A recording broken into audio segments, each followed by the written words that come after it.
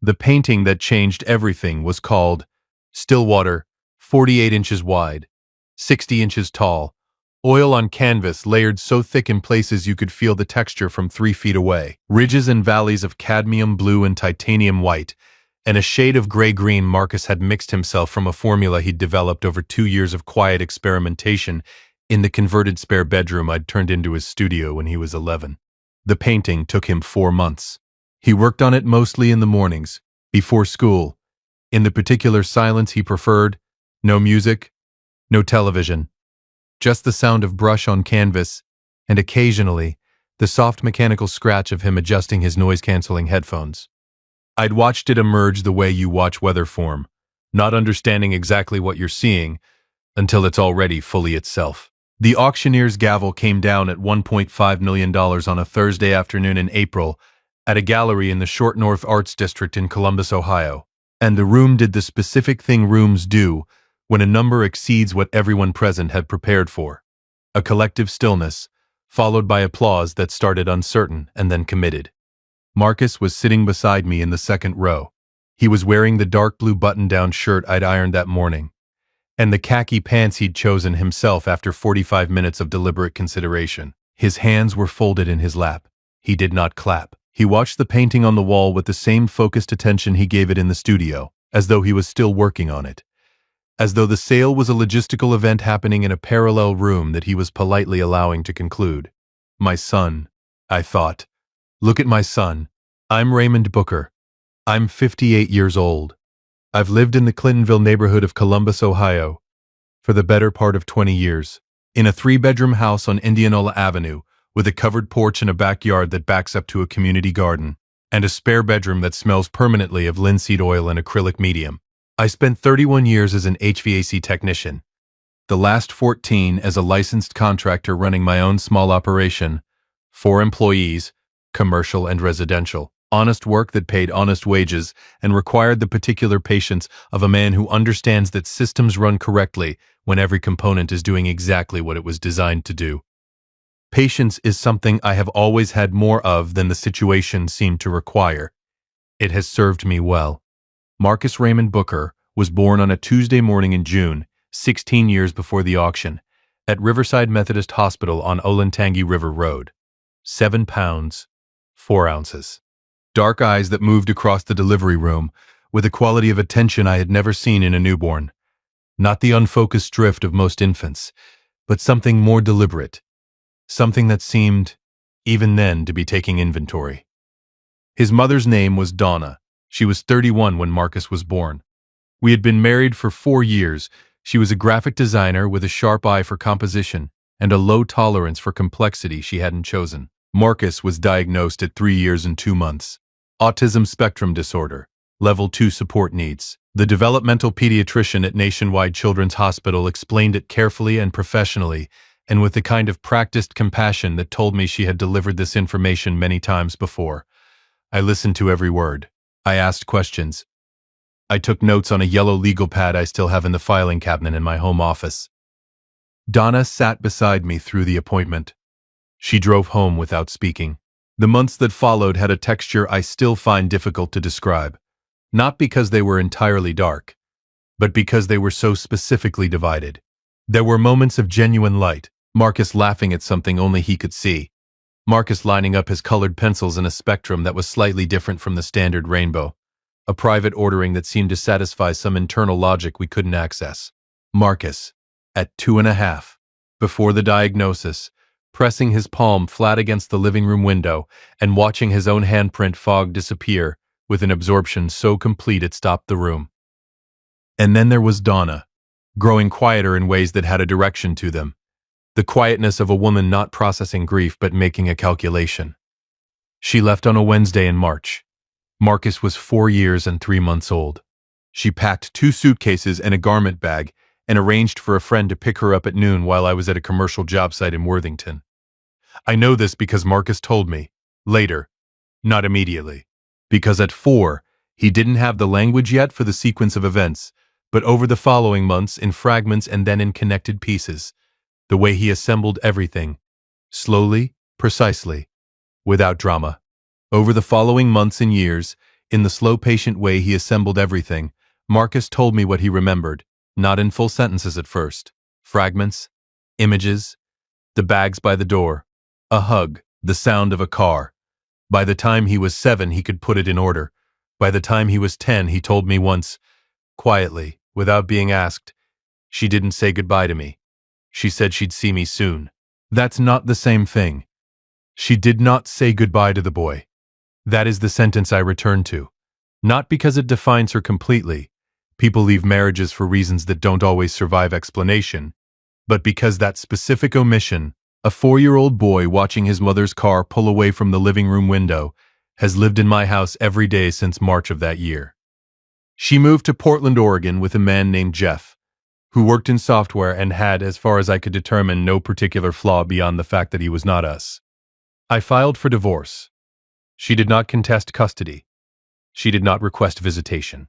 She did not send child support for the first 8 months until my attorney sent a letter, after which she sent the minimum required amount with the specific irregularity of someone who had decided to comply without engaging. I raised Marcus alone. Here is what that means, practically, so you understand what the next part of this story is built on. It means I learned the difference between a meltdown and a shutdown, and which de-escalation approaches worked for Marcus specifically, versus the general recommendations in the parenting literature.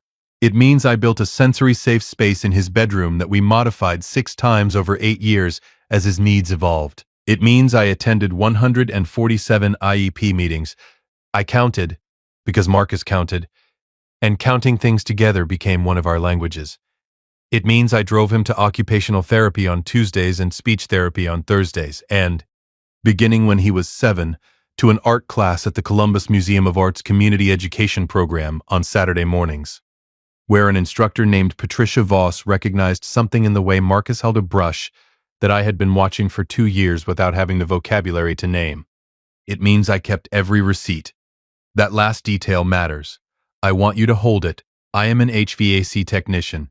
I have run a small business for 14 years. Every expense documented, every invoice filed, every grant application submitted and either accepted or rejected. And I filed 11 grant applications over 12 years for arts education funding, for therapeutic services, for equipment, for materials. Because I learned early that there was financial support available for families like mine if you were willing to do the paperwork.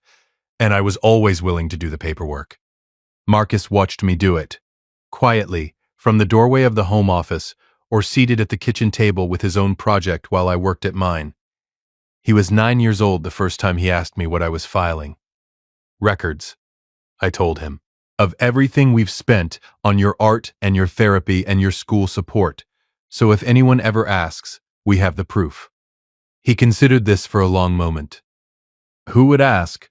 I don't know, I said honestly, but it's better to have it and not need it than need it and not have it.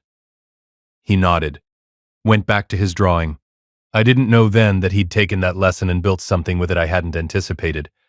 Patricia Voss called me in October of Marcus's 15th year. I was on a job site in Dublin, replacing a commercial HVAC unit, when her name appeared on my phone. She was not a frequent caller. Our communication was usually email, practical updates about his Saturday sessions, and the occasional exhibition opportunity she thought might suit him. Raymond. Her voice had a quality I recognized from the diagnostic appointment years earlier, the careful precision of someone about to say something significant. I want to talk to you about Marcus. Are you somewhere you can speak? I stepped away from the unit. Go ahead. I've been approached by a gallery, Patricia said. The Hollis Gallery in Short North. They saw the piece Marcus submitted to the regional student exhibition in September. The large one. Stillwater. A pause. They want to offer it for auction. I looked out at the parking lot. A Tuesday in October. Gray sky. The particular light of a Midwestern autumn that makes everything look like a memory already. Auction, I said. Their estimate is between $40,000 and $80,000. Her voice was careful. Raymond, I want to be honest with you. I think that estimate is conservative. I think this piece could go significantly higher. Significantly higher. I drove home that evening in a specific kind of silence. Not the silence of shock or fear, but the silence of a man recalibrating around a new fact. The way you recalibrate a system when the inputs change. Marcus was at the kitchen table when I got home, working on a small piece. A study, he called them. Quick observations in watercolor that he produced the way other people might take notes. I sat across from him. Patricia called me. He kept painting. I know. She told me she would. How do you feel about the auction? He considered the question with the seriousness he gave everything. It's a good painting, he said finally. Someone should have it. Welcome back to Sweet Family Revenge. Grab your snacks, get comfortable, and remember, the people in these stories had every chance to behave themselves. They just chose wrong. Drop a comment and be sure to subscribe. You're going to love it here. The auction was on a Thursday in April. $1.5 million. We drove home on 315 North in the early evening. Columbus lit amber and ordinary around us, and Marcus looked out the passenger window and said, without preamble, the blue in the lower left panel was wrong. What? The blue. I used too much ultramarine. It pulls the eye incorrectly. On the next one, I'll adjust the ratio. He looked at his hands. The next one is already in my head. I laughed, the kind of laugh that comes from a place below language. $1.5 million, and he's already thinking about the next one. I didn't know it yet, had no reason to know it, but someone in Portland, Oregon had seen the news coverage.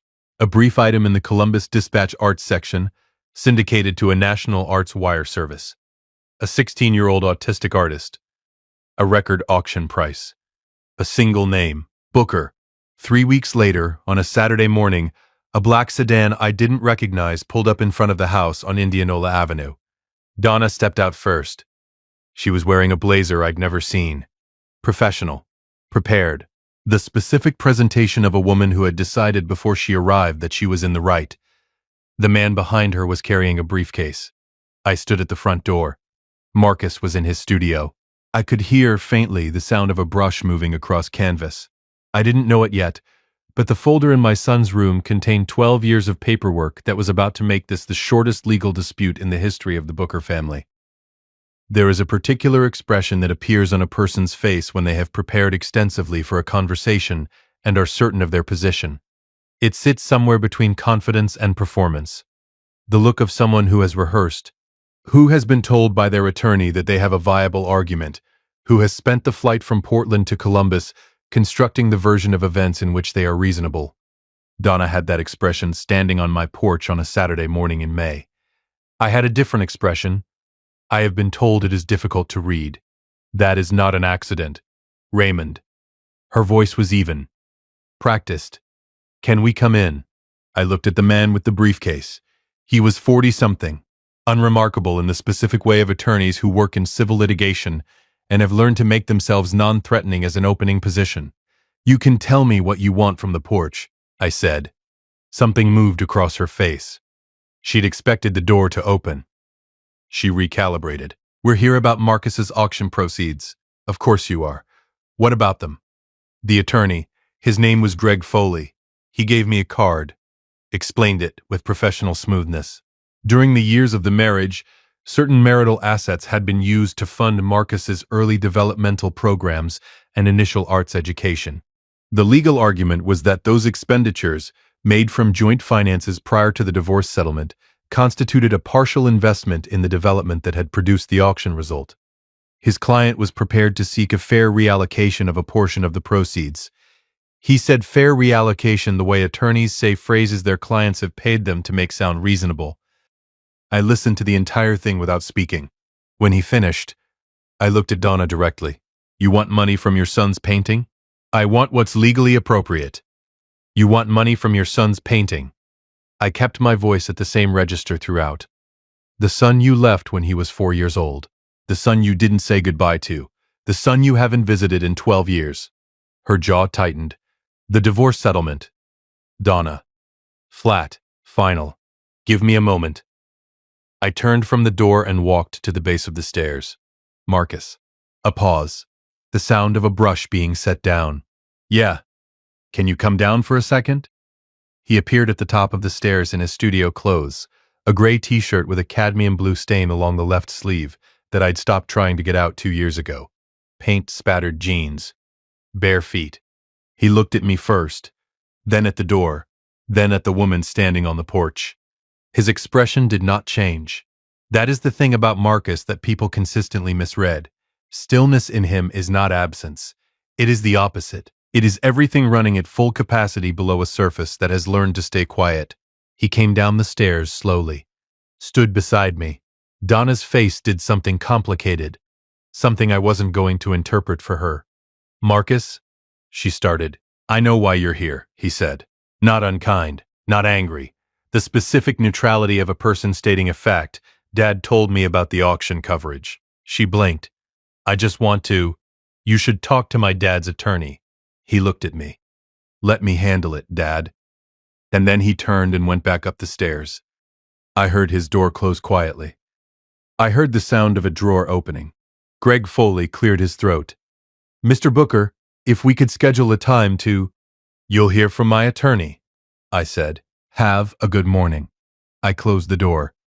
I called my attorney, a woman named Sandra Briggs, who had handled my divorce 16 years earlier and who I had kept on retainer for the business. On Sunday morning, I explained the situation in 3 minutes. Sandra listened without interrupting, which was one of the qualities I valued most about her. "What assets are they claiming funded his early development?" she asked. "Joint account contributions prior to the divorce. She's arguing that because some of his early therapy and art classes were paid from joint finances during the marriage, she has a claim on the downstream result." A pause. "How much joint money are we talking about?" The marriage ended when Marcus was 4. He was diagnosed at 3. Anything from the diagnostic period to the divorce. Maybe 14 months of expenditure. After that, everything was mine exclusively. "What did you spend in those 14 months?" "I'd have to check the records," I said. But it wasn't significant. We were still figuring out the diagnosis, the substantial investment, the therapy, the specialized programs, the art education. All of that came after. "Do you have documentation, Sandra?" I said. "I have documentation going back to his first occupational therapy appointment. Every receipt, every invoice, every grant application. 12 years of it." "Raymond," her voice had shifted slightly. "Is it organized? By year, then by category, then by date within each category?" The pause this time was the specific silence of an attorney recalibrating her estimate of the opposing counsel's position. "All right," she said. "Send me what you have. I'll draft a response." "Sandra," I said. "Marcus wants to write the response himself. He's 16. He's been keeping records since he was 9. He understands the documents better than I do." I looked up at the ceiling, toward the studio. "Let him write it. You can review it." The folder came downstairs on Monday evening. Marcus set it on the kitchen table while I was making dinner. Pasta, his preference, the specific brand and preparation he had eaten on Monday evenings for 6 years, because routine is not a limitation in this house. It is a language. He set the folder down and opened it, and sat across from me and walked me through it the way I imagine he had been walking through it in his head for however long he'd been building it. 12 years of documentation. Every therapy receipt organized by provider and date. Every art supply purchase with the corresponding grant application that had funded it. Because 11 of the 12 years, some portion of the supply costs had come from arts education grants he and I had applied for together, meaning they hadn't come from my personal income at all. They'd come from external funding. Every Saturday class fee at the Columbus Museum of Art. Every specialized educational support service. Every application to the Ohio Arts Council's developmental grant program. Dates. Amounts. Sources. He'd color-coded the tabs. Blue for therapy. Green for art education. Yellow for grants received. Red for out-of-pocket expenses. The out-of-pocket expenses were mine. Every dollar of them. Not a penny from Donna after the first 8 months of minimum required child support, which had ended. I checked the records. Just before Marcus turned 6, at which point her payments had simply stopped, and I had made the decision, for reasons I don't fully understand even now, not to pursue enforcement. Because pursuing it would have required her to be present in his life in some form. And I decided, at the time, that her absence was easier than her presence. I looked at the folder. I looked at my son. The joint marital expenditure on his development prior to the divorce, Marcus said, was $412. I found the records in your old files. It was 2 therapy copays and 1 diagnostic assessment copay. He adjusted the folder slightly. The total documented investment in my development from the date of the divorce to the present day is $247,819. Of that, $81,400 comes from grants. The remaining $166,419 came from your income. He looked at me steadily. Her contribution was $412. My painting sold for $1.5 million. Her claim represents a fraction of a fraction of a fraction of the actual investment. I put my fork down. Marcus, I want to write the response, he said. I've already written a draft. Will you read it? If you've been listening for a while and want stories like this to keep coming, it really helps if you hit that like button and subscribe. 97% of people never do, but it's what keeps this whole thing running. So, thank you for real. He handed me 4 handwritten paragraphs on lined paper. I read them once. Then again, they were precise. They were documented. They were written in the specific language of a person who has read enough legal correspondence to understand that tone and structure matter as much as content. Not aggressive, not emotional, just completely, irrefutably factual. Paragraph 1 identified the claim. Paragraph 2 documented the actual joint marital expenditure with specific dates and amounts. Paragraph 3 documented the total investment made exclusively from Raymond Booker's post-divorce income and external grants, with a breakdown by year and category. Paragraph 4 was 1 sentence. Given the above, we respectfully request that this claim be withdrawn in its entirety, and note that any further pursuit of this matter will require a full accounting of the claimant's financial contributions and absences over the past 12 years, which documentation supports comprehensively. I set the paper down on the table. You've been building this since you were 9, I said. He considered the question. I heard you tell me it was better to have the proof and not need it than need it and not have it. He adjusted his headphones slightly. I thought that probably applied to more than just HVAC contracts. 16 years old, and he was already thinking. 3 moves ahead. Sandra Briggs reviewed the draft the following morning. She called me at noon. Raymond, she said, your son wrote a better response letter than I would have. I know. I'm going to put it on my letterhead and add a paragraph about potential counterfiling exposure, if they proceed. But the substance is his. A pause. He's remarkable. Yes, I said, he is. The letter went out Tuesday, signed by Sandra Briggs on behalf of Raymond and Marcus Booker, with the folder contents summarized in an attachment that ran to 47 pages. I didn't know it yet, but Greg Foley was going to spend approximately 6 hours on Tuesday afternoon reading 47 pages of documentation assembled by a 16-year-old boy. And by Wednesday morning he was going to have a conversation with his client that neither of them had anticipated when they boarded the flight from Portland. The withdrawal came on Wednesday at 11:14 a.m. A single email to Sandra. 2 sentences. The claim was being withdrawn. The matter was considered closed. Sandra forwarded it to me at 11:17. 3 words in the body of her email. Your son wins. I was on a job site in Gahana when it came through. A residential heat pump replacement, the kind of work I've done 10,000 times. Calibrated and familiar and requiring exactly the kind of patient attention that does not leave room for distraction. I read the email twice. Put the phone in my pocket. Finished the installation. I drove home at 4 in the afternoon. Marcus was in the studio. Through the door I could hear the specific quality of silence that meant he was working. Not the between brushstroke silence, but the deep concentrated silence of someone fully inside a piece. I didn't knock. I made coffee.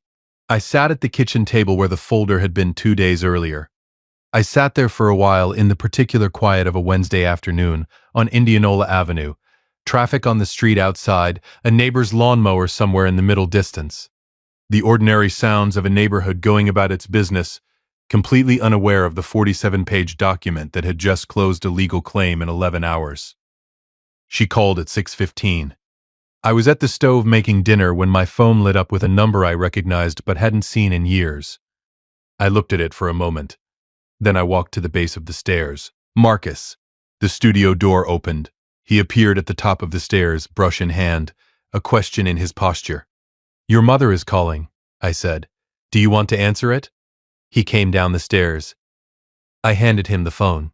He looked at the screen. Then he answered it, and held it to his ear, and stood at the kitchen window looking out at the backyard, where the community garden was beginning to show the first green of May. He listened for approximately 40 seconds.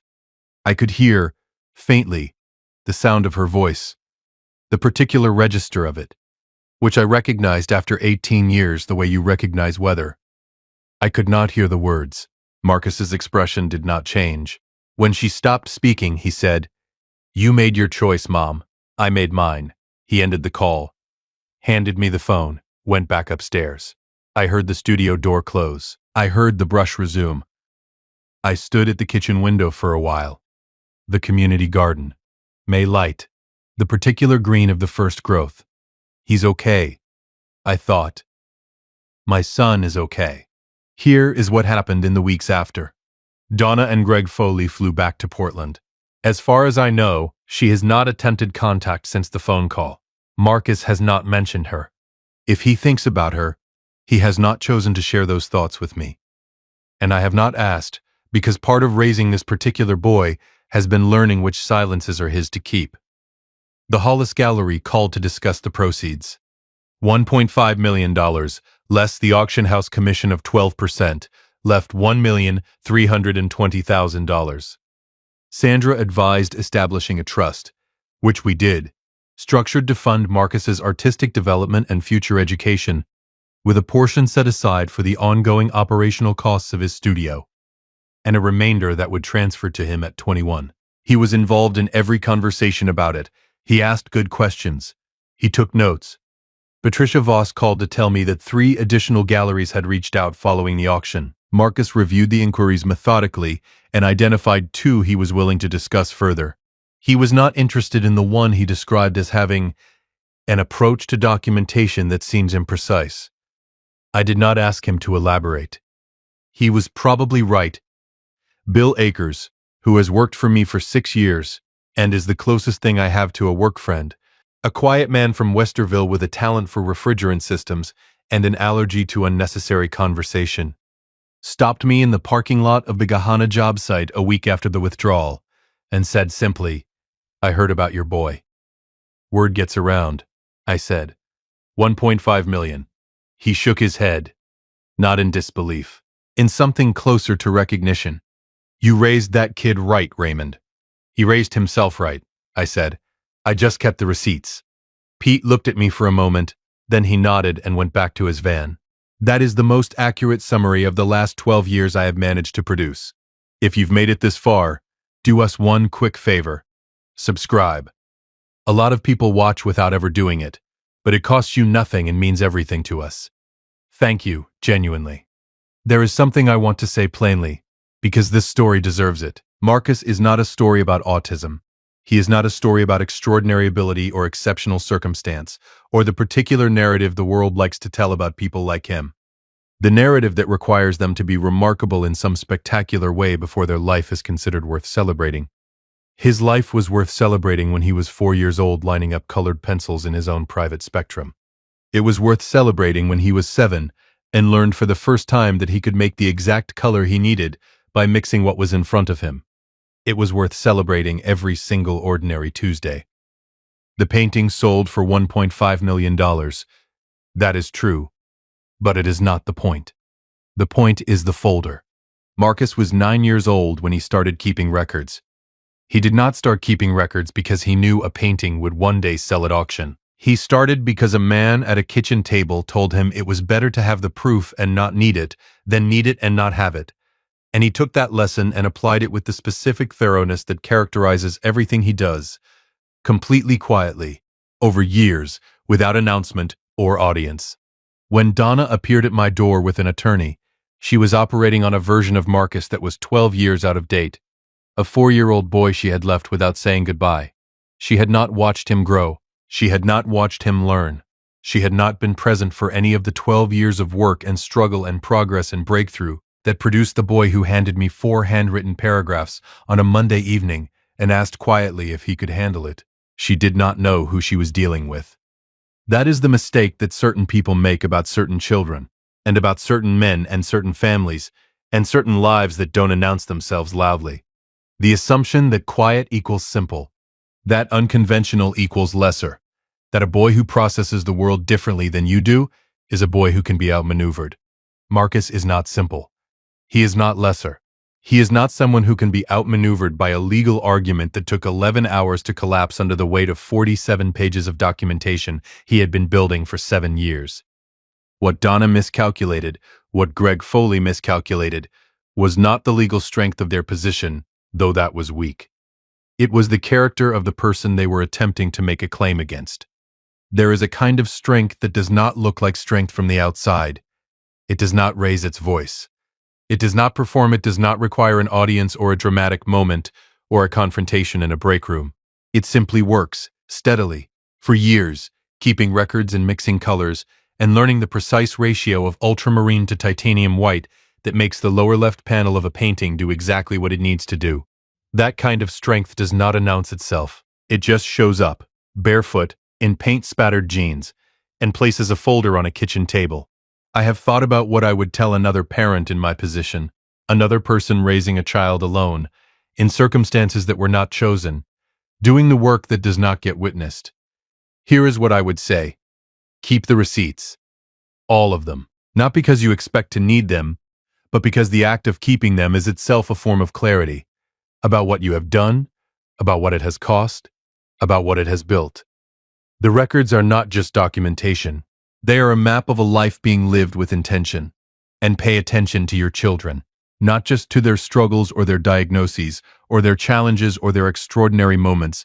Pay attention to the lessons they absorb from watching you work at a kitchen table. Pay attention to the questions they ask and the conclusions they draw, and the drawers they quietly fill over years with proof of everything you did together. Marcus did not need me to handle it. He needed me to spend 12 years doing the work that gave him something worth handling. That is the whole story. She packed her bags while I was at work and left without saying goodbye to a 4-year-old boy. I filed the divorce papers. She didn't even do that much. 12 years later, that boy wrote 4 paragraphs that ended her legal claim in 11 hours.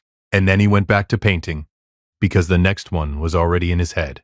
And it was already going to be better than the last. If you liked this story, join our community by hitting that like button and subscribing for more family-centered account like this.